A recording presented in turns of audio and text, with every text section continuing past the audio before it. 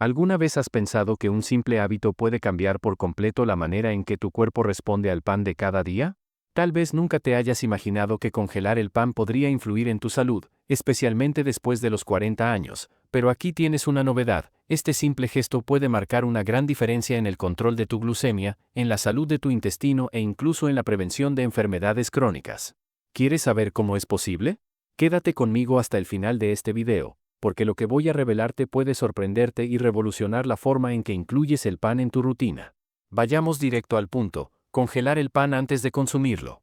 Parece algo banal, ¿verdad? Pero créeme, el 98% de las personas no sabe que, al congelar el pan, modificamos la estructura del almidón que contiene, el cual representa alrededor del 80% del contenido de la harina de trigo. Es este proceso de transformación el que puede ofrecer beneficios impresionantes, sobre todo para quienes necesitan controlar sus niveles de azúcar en sangre o para quienes simplemente desean mantener un estilo de vida más saludable.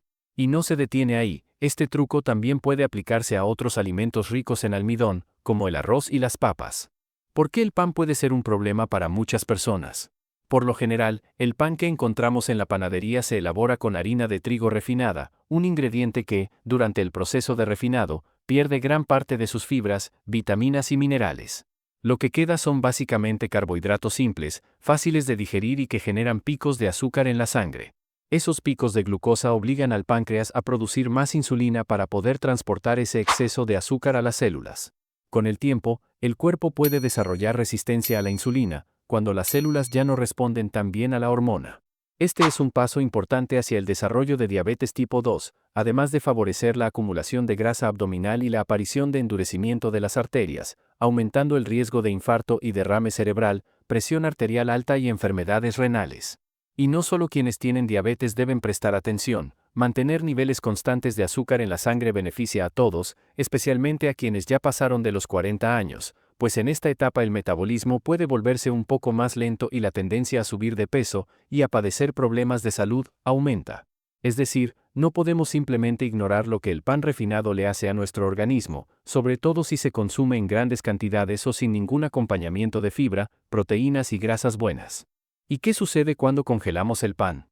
Ante este panorama, surge la pregunta: ¿cómo puede ayudar congelar el pan? La respuesta está en la estructura del almidón. Cuando congelamos el pan, el almidón pasa por un proceso llamado retrogradación. Es como si las moléculas de almidón se reorganizaran al enfriarse, formando algo conocido como almidón resistente. A diferencia del almidón común, que se digiere rápidamente, el almidón resistente no se descompone tan fácilmente por las enzimas del intestino delgado.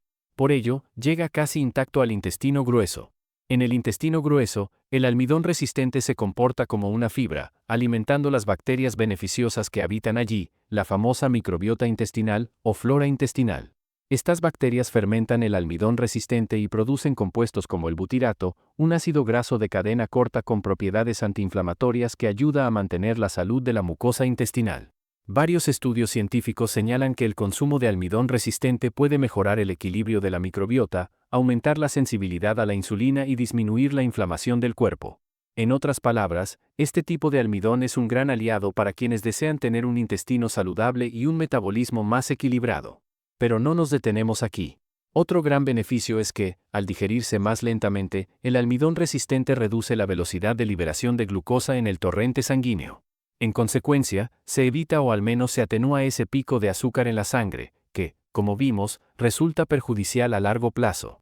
Algunas investigaciones señalan incluso que congelar el pan y luego recalentarlo puede disminuir los picos glucémicos hasta en un 39% en comparación con el pan fresco. Artículos en The American Journal of Clinical Nutrition y en el European Journal of Clinical Nutrition discuten la formación de almidón resistente y sus efectos positivos sobre la respuesta glucémica. El butirato, producido por la fermentación del almidón resistente en el intestino grueso, ha sido ampliamente estudiado por su papel en la reducción de inflamaciones y la protección contra el cáncer de colon. Por lo tanto, no se trata de un mito ni de una moda pasajera, sino de un conocimiento científico que lleva años consolidándose. ¿Por qué tostar el pan después de descongelarlo aumenta aún más los beneficios? Siempre les decía a mis padres que no comieran tanto pan, sobre todo si está hecho con trigo refinado, pues podría convertirse en una auténtica bomba de azúcar en la sangre. Pero ellos siempre han tenido la costumbre de hacer tostadas, esa tostadita crujiente en el desayuno o en la merienda. Aunque el pan fuera el tradicional, sin fibra y lleno de carbohidratos simples, el hábito de tostarlo ya ofrecía alguna ventaja en comparación con el pan fresco. Pero descubrí algo aún más interesante: congelar el pan antes de tostarlo. Si congelar el pan ya es bueno, tostarlo después de descongelarlo es aún mejor. Cuando el pan se tuesta, las moléculas de almidón se reorganizan otra vez, haciéndose aún menos disponibles para la digestión rápida. Esto significa que la liberación de glucosa ocurre de manera más gradual, evitando esos picos de insulina tan perjudiciales para la salud. Y, de paso, el resultado es delicioso, especialmente si te gusta la costra más crujiente. Es decir, si mis padres ya hacían tostadas y creían que estaban aliviando el problema, ahora dieron un paso más: congelar el pan y luego tostarlo para potenciar la formación de almidón resistente. Este combo, congelar, descongelar y tostar, es lo que ayuda a que el pan sea más amigable para la salud metabólica, reduciendo el índice glucémico y contribuyendo a que el cuerpo maneje mejor el azúcar. Así que, incluso cuando el pan es refinado, este método hace la diferencia.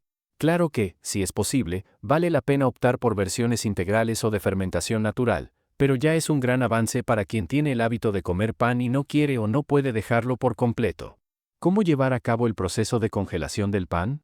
Es hora de poner manos a la obra, literalmente. Todo es muy sencillo y no necesitas ningún equipo diferente de lo que ya tienes en casa. Aquí tienes algunos consejos. Elige un buen pan. Si es posible, opta por panes integrales, de centeno, de avena o incluso hechos con granos germinados, pues naturalmente son más ricos en fibra, vitaminas y minerales. O, si lo prefieres, usa el pan al que ya estás acostumbrado, pero ten en cuenta que las versiones integrales y artesanales suelen tener menos aditivos químicos y más nutrientes. Corta el pan antes de congelarlo.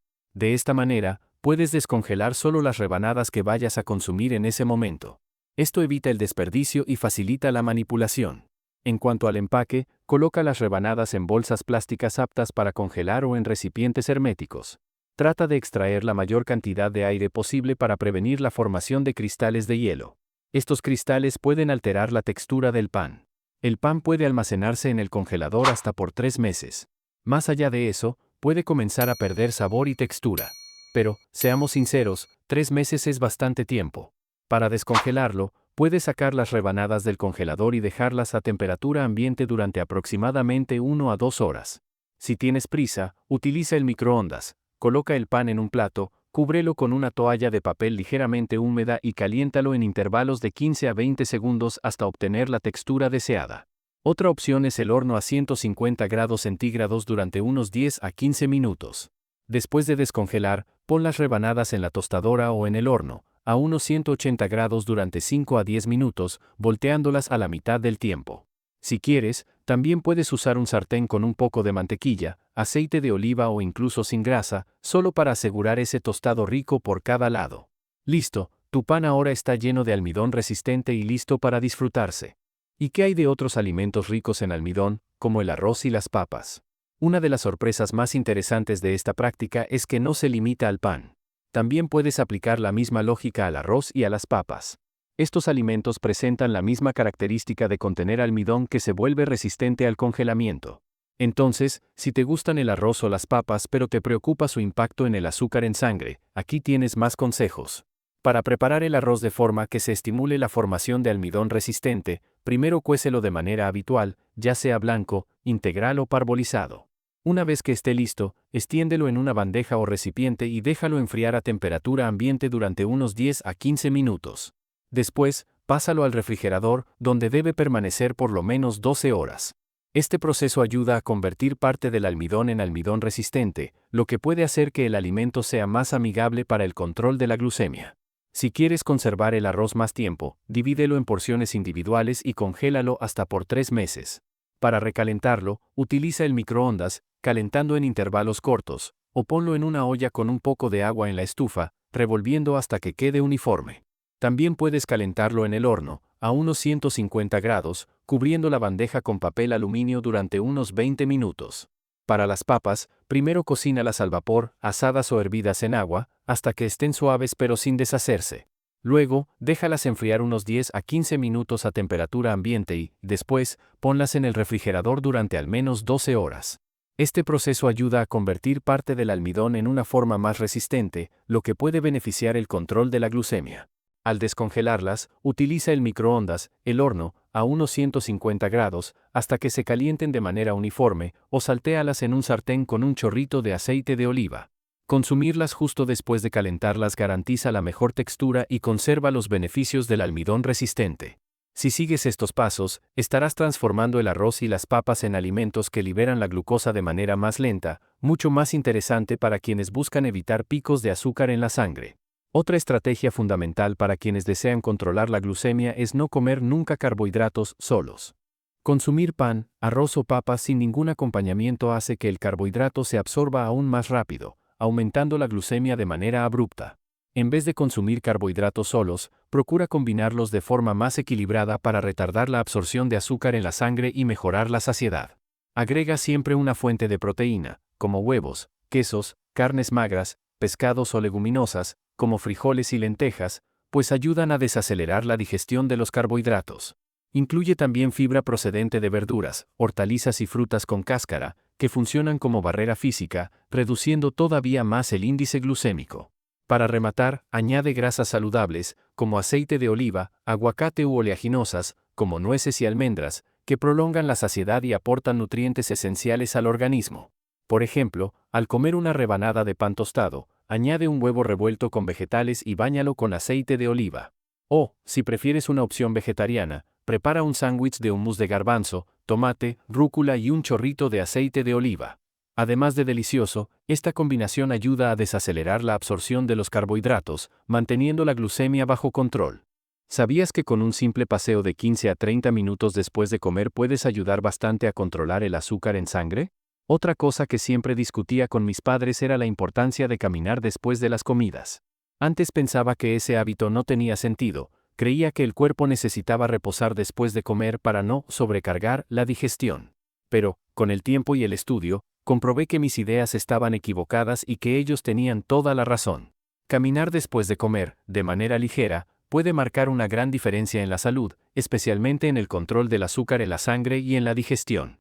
Los estudios indican que la actividad física ligera tras las comidas hace que los músculos utilicen la glucosa como combustible, disminuyendo la cantidad de azúcar en circulación y, por lo tanto, la necesidad de insulina.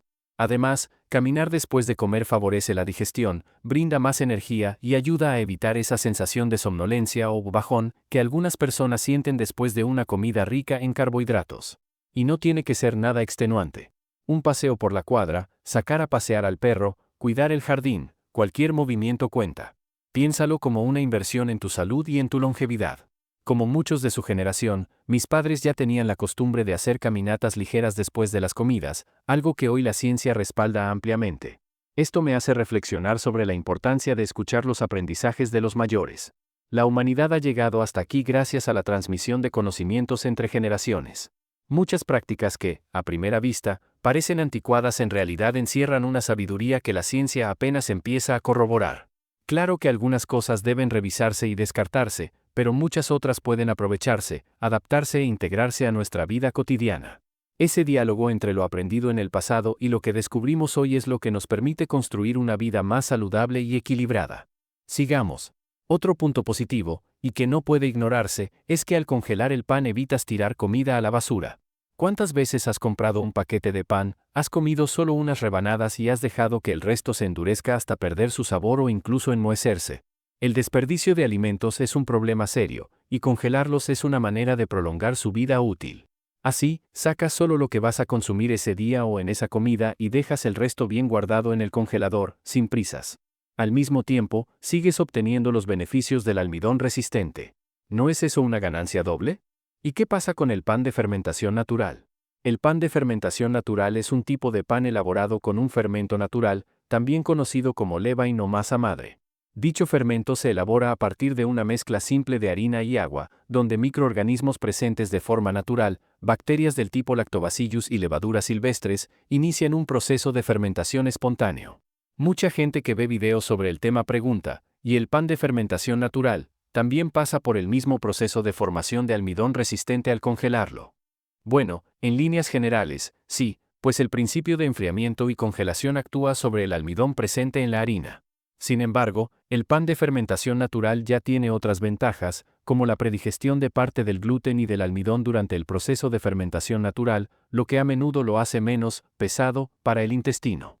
Además, normalmente, los panes de fermentación natural se elaboran con harinas menos procesadas y sin aditivos químicos. Así que, si te gusta el pan de fermentación natural, puedes congelarlo en rebanadas y luego calentarlo, aprovechando tanto los beneficios de la fermentación lenta como de la retrogradación del almidón. Sin embargo, la misma recomendación vale si padeces alguna patología intestinal, enfermedad celíaca o intolerancia grave al gluten. Es necesario tener cuidado y, preferentemente, seguir las indicaciones de un profesional de la salud, como un nutriólogo. ¿Qué dicen quienes viven esta práctica en su día a día? Tal vez te preguntes si esto funciona en el mundo real o si es solo teoría. Afortunadamente, muchas personas relatan que, tras adoptar el hábito de congelar el pan, sintieron menos hinchazón, menos picos de hambre a lo largo del día y mayor saciedad. Esto puede estar relacionado con la presencia de almidón resistente y, claro, con la inclusión de proteínas, fibra y grasas saludables en las comidas. Pero no todo es color de rosa. ¿Cuáles son los riesgos o problemas? Uno de ellos es excederse en la cantidad. El hecho de que hayas transformado parte del almidón en almidón resistente no significa que el pan haya dejado de tener calorías. Aún aporta energía y puede, de hecho, contribuir al aumento de peso si se consume en exceso. Otro punto es no prestar atención al empaque. Si no envuelves bien el pan, pueden formarse cristales de hielo que afecten su sabor y textura. Tampoco debes olvidar hacer combinaciones equilibradas. Congelar ayuda, pero la estrategia funciona mejor si se acompaña de un buen consumo de proteínas, fibra y grasas saludables.